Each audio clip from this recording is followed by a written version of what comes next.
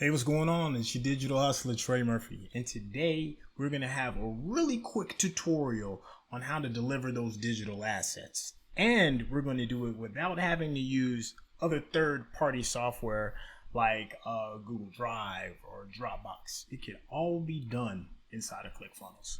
Stay tuned.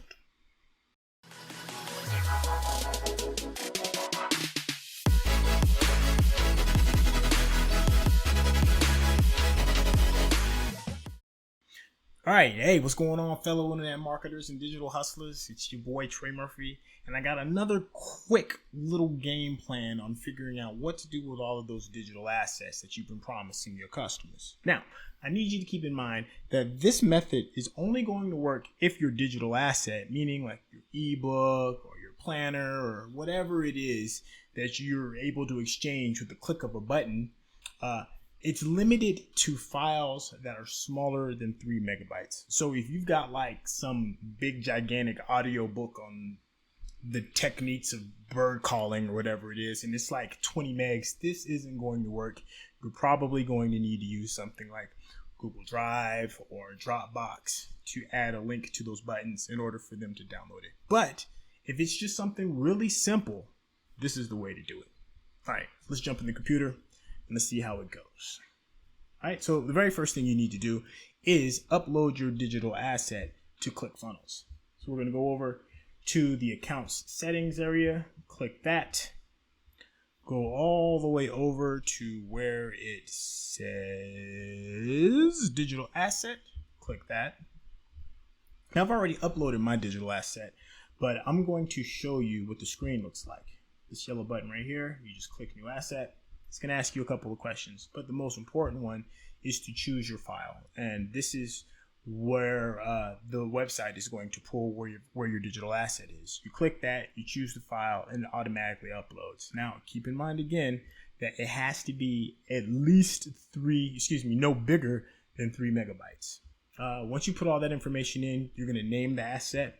This is important because when you're pulling down the drop menu from a list of multiple assets that you may have, ClickFunnels will know which one to pick. Your name, so when ClickFunnels emails this information to your customer, they'll know who it came from, what email it came from, and you can leave like a quick little message if there's like some quick instructions or say thank you or whatever the case may be.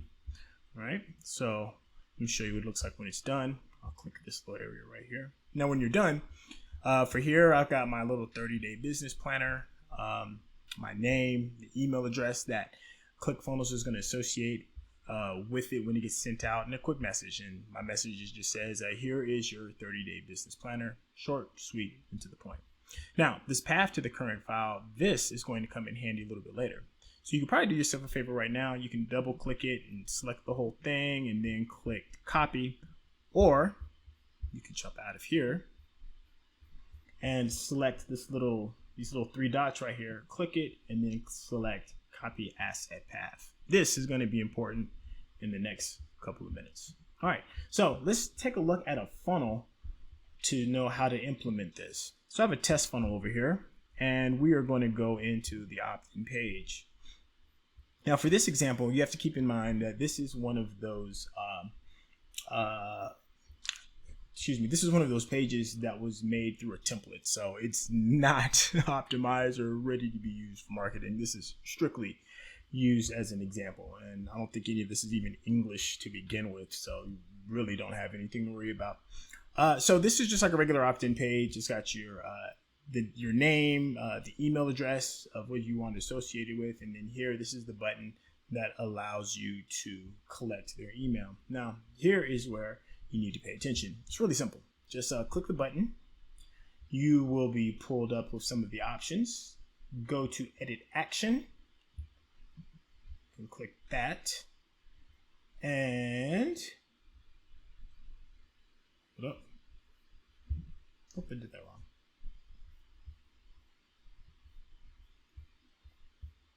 Oh, okay, here we go. Got a little bit turned around. Okay. All right, so this is where it starts to get a little interesting. Now, all you have to do is go to Settings, go to General, click that, and the General Settings screen will pop up. And on Submit, right now it's set up so that it's going to go to whatever the next page is. But once your users already entered their name and their email address, and they submit this page, you want this to access your digital asset. Now, typically, before I put this on here on this test page, it's going to look like this, no asset download. But if you click this little arrow down, you'll see the asset that we had just put in there. So this one was my 30-day business planner. You click that, then you click outside of the field, and then you click save. All right, now all you got to do is name some of the SEO data. I'm just going to leave this for what it is for now because that's not really important to learning how to get your assets. But what is important is that you click the save button. Now, once you have the save button, we'll just call it this, mouse landing page, blah, blah, blah, save. All right. There we go. Oh, it's not going to let me do it unless I put something in here. My awesome asset. Oh yeah, now let's save. Boom. All right.